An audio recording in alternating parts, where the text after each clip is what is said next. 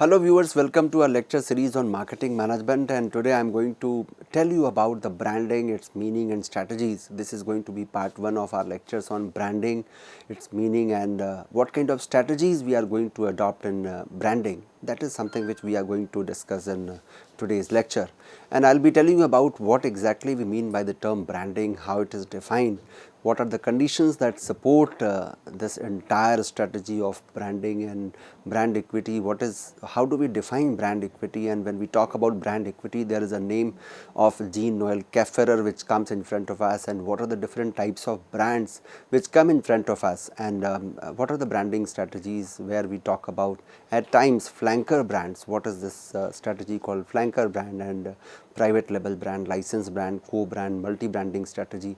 So, all that which deals with the branding or its strategies, that is something which I am going to discuss with you in this segment of my lectures on marketing management, wherein we will be talking about branding. So, when we talk about the branding strategies as a strategy, we have to understand that how do we need branding. It is just like we having our own name and that becomes our brand. So, we are being identified with our name, just like we have our names which differentiates me with that of other faculty members or other students. In case of yours, that there is a differentiator, that your name is entirely different from that of your friend, the colleague who is sitting adjacent to you. So, likewise the brand, the product should also have their own distinct feature with which we can make a distinction between two products or two different items. So, it is a strategy basically to differentiate your product with that of your competitors. But my dear learners, it is not that simple as I told you about meaning of branding. It requires a a series of strategies, a series of plannings which are being made by the marketers just to make it happen that yes, this is my brand. And this brand building, this entire discourse of brand building takes a lot of time. You are building a brand over a period of time. It is a symbol of trust which you have developed or established with your customers over a period of time. So, it is what my branding is, what my students speak once I leave the classroom, and the same is the case of product. What is your reputation, what is your brand? The brand speaks about your reputation, your quality, your features, your services, and all these things make a particular brand. So, before I go for defining branding, let me tell you what kind of strategies we are going to have into the branding strategies. Of course, there are 3 levels of product wherein we will talk about the individual products, the product mix and product line. So, let us talk about product mix branding strategies. There also we will talk about the individual brand name strategy, which means if we take the entire product mix in totality, we have to make a brand for the entire product mix, and it comprises of various sub strategies. So, for instance, we have individual brand name strategy, wherein we will be making a strategy for individual products or individual items in a particular product line. Then comes family brand name strategy. We can have a strategy of family brand name, wherein you are actually developing a family brand name for a particular product, or at times within the family brand name strategy you can have family and individual brand name composition of both. Then you can have family brands or the product types, and eventually we can make use of company name as a family brand. So, at times we feel that we need not to give any further name to that particular brand, but our company's name itself is sufficient to give a reflection of quality. For instance, if I have to talk about that company's name being used by a marketer in terms of family brand name strategy, the name of Godrej comes in front of us, wherein they do not give any sub branding. The name of Godrej itself is enough, whether they are into the office furniture or they are into the interior. Now, they have come up with another segment for the household customers, wherein they are offering you the products in terms of Godrej interior. But yes, their long standing trust of customers is still intact there, and they are making they are making a lot of effort to ensure that the customers trust should be maintained, it should remain intact. So there can be a strategy wherein there are different types of strategies by different marketers. There you would find a stage where marketers don't want customers to know about their company. They want that their brand should be so powerful that the customers should only know about the brand. They should not know about the company, unless they have some keen desire to know about the manufacturer of a brand and they pay a visit to the website, or they simply look at the labeling of a product just to know that which company is actually marketing or manufacturing this product. I can give you an instant example of Dettol liquid or Dettol soap. It is being manufactured and marketed by Reckitt and Benckiser in India. Reckitt Benckiser markets it in India, but Reckitt is the company which is having the ownership of this brand. And hardly whenever I ask this question in my classroom to my students that Dettol is being owned by which company, so some of the students in a very innocent way they say that Dettol is being owned by Dettol. So the brand is so powerful that the customers are considering this brand name itself to be the company's name. So we have to understand that according to the requirement of a particular product, particular market, the size of market, there are different other factors. Marketers basically make a selection of either going with the company name only, either going with the family brand name strategy, or at times they go for having individual brand name strategies. There is also a specific state where marketers are making use of multi branding strategies.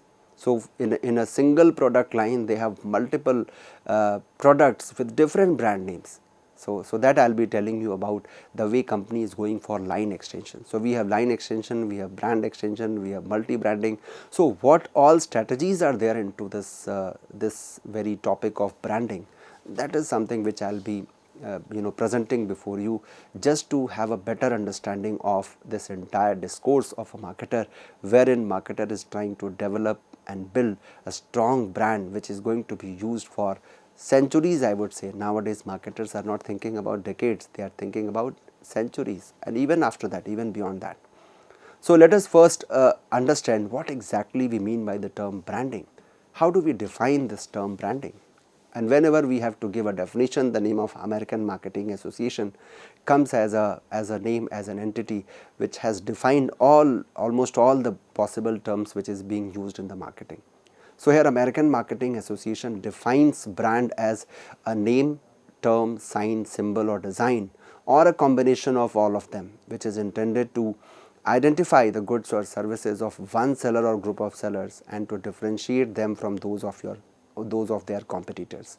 So my dear learners, when we have to explain this very definition given by American Marketing Association for branding, we can classify, we can segment this definition in three parts. First is, what is brand?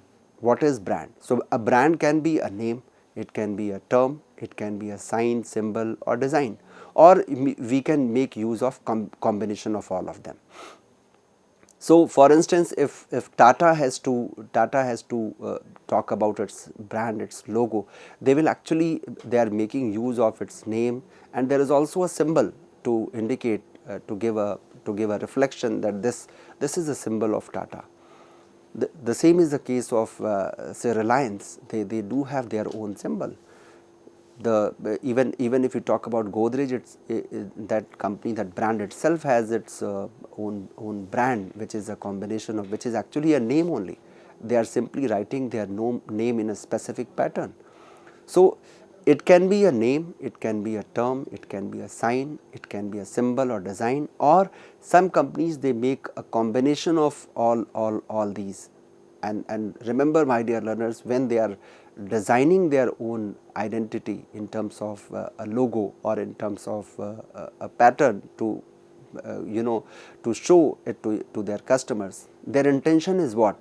Their intention is, the objective is to identify the goods or services of one seller or group of sellers.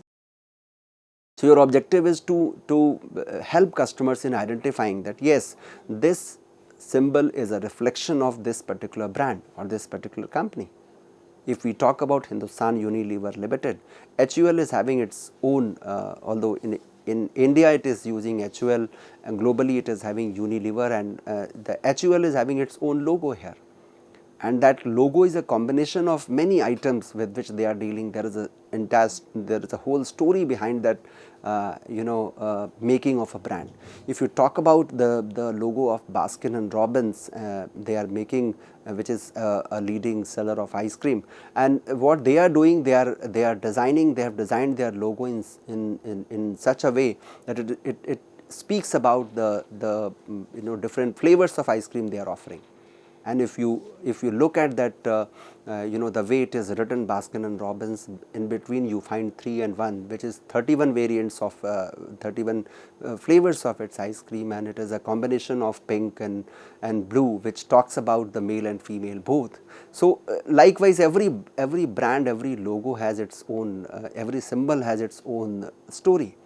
That I would discuss with you in detail whenever we get some time to discuss about the way these logos, these brand names are being designed. So even the logos have their own stories, the branding pattern has its own stories, but the entire whatever exercise we are making here, our objective is to differentiate our products with that of our competitors. So we have to make a differentiation that, see, we are different from that of our competitors, or you can say it is helping our customers in identifying amid the crowd that yes, this is the brand, this is the product which belongs to this company. This is my brand. This is the brand with which I had good experience, upon which we can have trust. So American Marketing Association has defined brand along with its objective. Why it is being done, that is also explained in this very definition. Once we have understood what is brand, brands are actually among a company's most valuable assets. If you talk about the brand, that nowadays even we talk about brand equity, I will tell you the way this is being shown in the annual report of a company. So these brands are among a company's most valuable assets. Why it is regarded as most valuable assets? Because it is actually the reflection of trust which you are having with your customers. It is having the fame, the extent of fame you are having in the market for a given period of time. A brand represents what the company is and what it stands for. What my company is and for what I am known for, that is something which is being exhibited by my brand. A brand implies trust, consistency, and a defined set of expectations. Remember, it is a reflection of trust, the extent of trust customers are having, the consistency which you have showcased over a period of time. But remember, my dear students, along with this, when you are having your fame, your brand name in the market, you have a lot of responsibility on your shoulders. And the responsibility is that you have a defined set of expectations. Expectations are always high in case of the top brands or the great brands.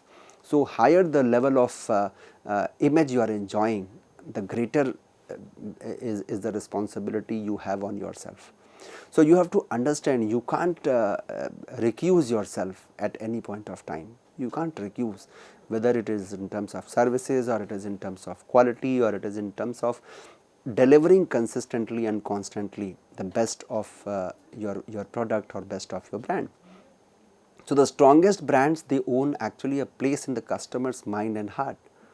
And this I am not saying, whatever I have explained here, it is from the Scott Davis, who has talked about the brand asset management.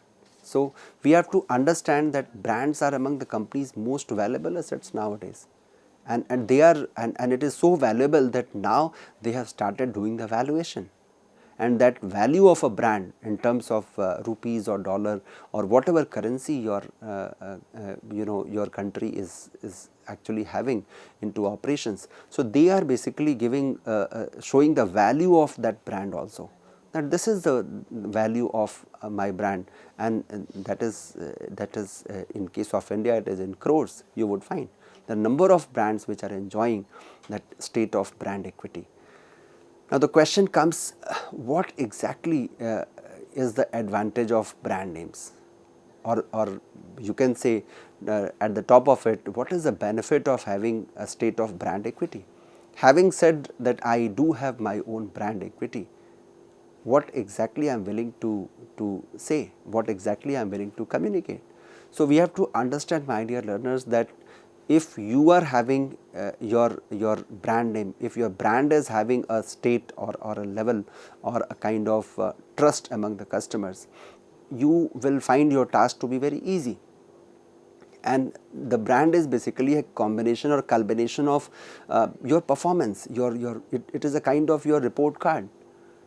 And the benefit is, if you have performed constantly and consistently, if you have delivered quality and value to your customers, if your customers are loving your attributes, the attributes of your product, if your customers are having high level of brand loyalty, if your customers can identify your brand name only with the logo or at times with your punchline, if your customers are having a greater amount of perceived quality whenever it comes to your brand name, if your customers are able to recall the strong brand association with your company, or they are able to identify you amid the crowd, it means this is something which you have earned over a period of time.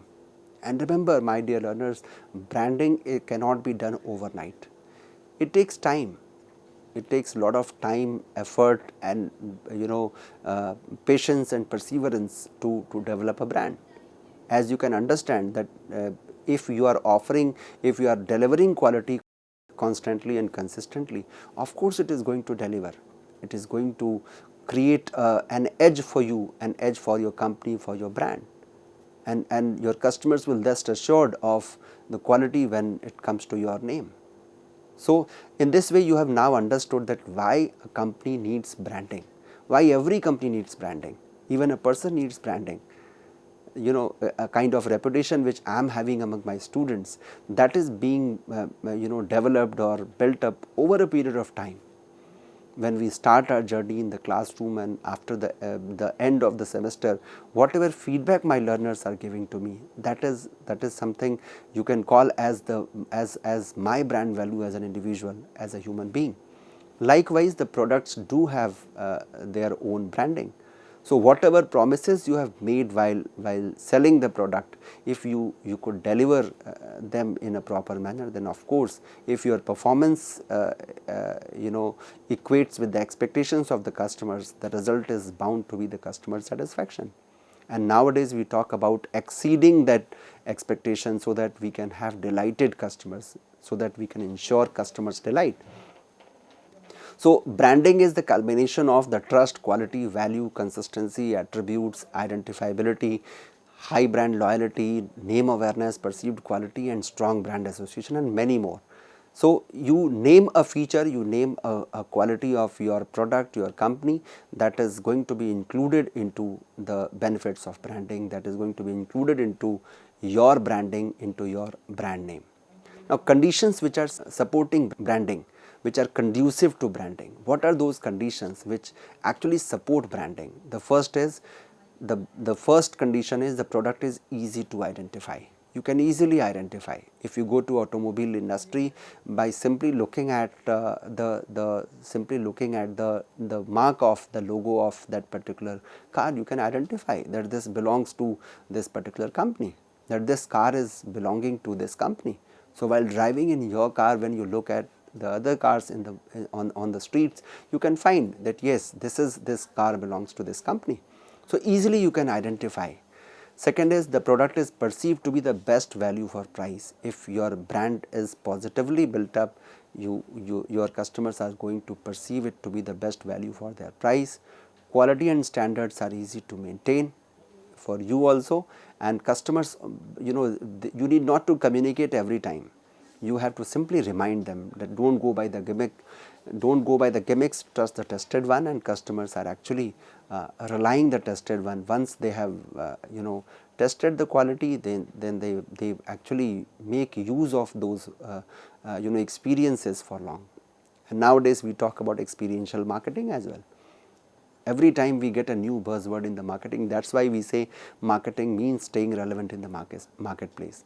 So, feeling is believing is actually the order of the day. So, quality and standards are quite easy for you to maintain once you have branding, and demand is enough to support your branding effort. Of course, all these exercises, maintenance of quality, ensuring consistency, value for money, all this requires some amount of cost. because when you are making efforts, you have to shell out some amount of money on that. If you are actually maintaining the quality, of course it is supposed to be backed by the research and development, consistent and constant research and development, and that requires huge investment. So for that, from where the money would come? Money would come from the revenue only. So demand is enough to support branding effort if your brand is having its own requisite position in the market. And of course, you cannot deny to the benefit of economies of scale, where if you are selling at a requisite level, significant level, you have significant market share, then of course you have enough revenue to support and back the entire branding effort or branding discourse which you are going to follow. So a brand mark refers to that part of brand which is not made up of words only. You cannot simply make your brand by using jargons or by simply giving a statement. But remember, it can be a symbol or design, such as if you talk about the swoosh mark of Nike or golden arcs of McDonald's. So that is basically developed over a period of time. So when you look at the logo of Nike, that mark which talks about which is, at times we look at it as a tick mark, but it is speaking a lot about that entire brand. So we have to understand, my dear learners, that it is a symbol or design which is reminding you of the quality, of the trust, of the consistency which you have received for a brand. But there is a difference between a brand and a trademark. You have to understand. A trademark is basically a legal registration. When you go for getting your logo registered, trademark registered, we call it trademark. Your logo is, once it is registered, nobody else can use it. So a trademark is a legal registration indicating the owner's exclusive right to use a brand or some part of the brand. So it is always advisable that once you have developed a sign for yourself, for your product, for your company, it is good to get it registered, convert it into a trademark, so that it is not easily imitated. People should not, so that your competitors may not imitate it, and your customers stay relaxed that yes, this is a registered trademark, nobody else can copy that. So a trade name is basically the full and legal name of a firm. For instance, if we talk about the Indian automobile manufacturer, the leading one which is having the highest market share as on date, Maruti Udyog Limited, and not the specific name of a product. So they are making use of that name. So trade name is basically the full and legal name of your firm, and trademark is basically a symbol which you are using. So it is not the specific name of a product, it is basically the trade name is basically your company's name, the firm's name, the name in which your company is being registered or it is operational.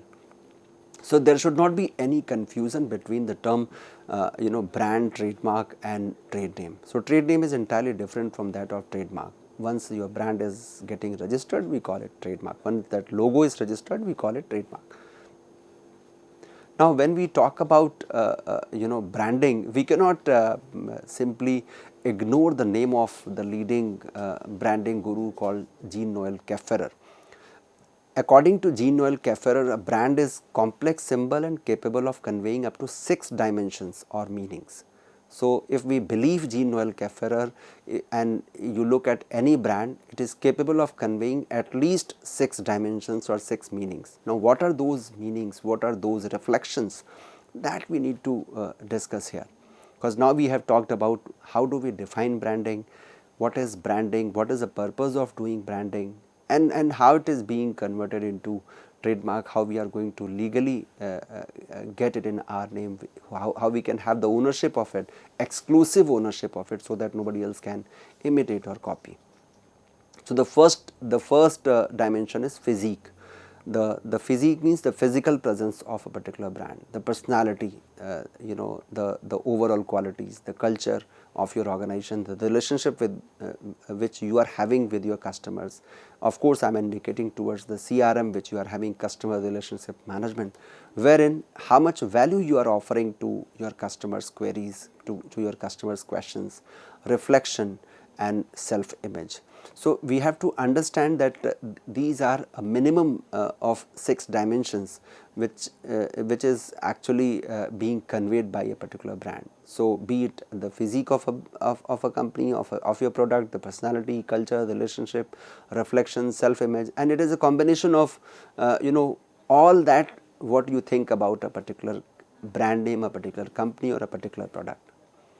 So it is actually the way you are positioning a particular product, particular brand, particular company in the mind and heart of yours. So the kind of space it has occupied in the mind and heart of the customers or potential customers, that is what a brand is all about. Now when we talk about the physique, self image, reflection, relationship, culture and personality of a particular brand, we have to understand what is brand equity. So Kevin Keller has defined brand equity, and it says that and the author says that the added value which a brand gives to a product in the marketplace, that is called the brand equity. The addition which you are making to a particular product in the marketplace, that is your brand equity. That after looking at your product, what else the customer wants. Customer has physically examined your product, customer is aware of the features, the price and everything. But what about the assurance, what about the guarantee, the term guarantee I am using here.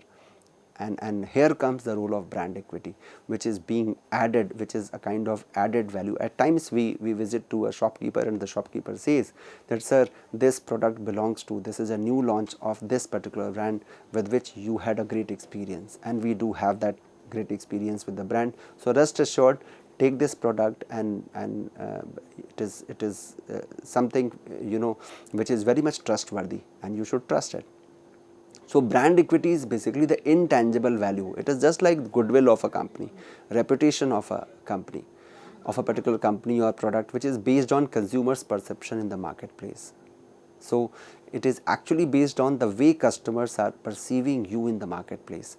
What is your image? What is your reputation? Of course, it is an intangible value, but yes, even the intangibles are being valued. So you can make a valuation of the accountants are able to do the valuation of a particular brand equity, and it is very well being shown or published in the annual report of a company. So many different factors contribute to brand equity, which includes advertising, consumer reviews, publicity, and it is basically the culmination of what you can call as a brand with strong equity. It tends to be well known and thought of positively by many consumers. So it is the culmination of what all you have earned as a company, as a product, or as a service provider. So this is all about brand equity, and when we talk about the components of brand equity, it comprises of the status of the extent of awareness a particular brand name is having in the eyes of the customers. What is the rate of recall, how instantly the customers are able to recall that particular brand name. So that brand name awareness, the brand loyalty here indicates about buying the same product whenever the same need arises. So repetitive purchase is an indicative or reflection of your brand loyalty. Brand associations, when you can associate yourself with a particular brand, and of course the perceived quality. These four are the broad components of brand equity, and we have to understand that it is not only about brand loyalty only or brand association only, but it also speaks about perceived quality and brand name awareness. So what are the 5 dimensions of customer based brand equity? The 5 dimensions are performance of a particular product or company, the social image which a company is enjoying, the value which it is able to deliver, the trustworthiness which it has earned over a period of time, and of course the identifiability, that you are able to identify that particular company or product in the crowd of several brands. The thousands of brands are available, and you are able to identify that particular product. These 5 components basically constitute the customer based brand equity. So now we have understood about what is brand equity. After this, we will talk about the different branding strategies, the way marketers are going to develop a branding strategy to enjoy the higher market share and also to occupy the the requisite space in the mind and heart of the customers. I hope you must have enjoyed this very segment of my lectures on branding strategies. Thank you so much.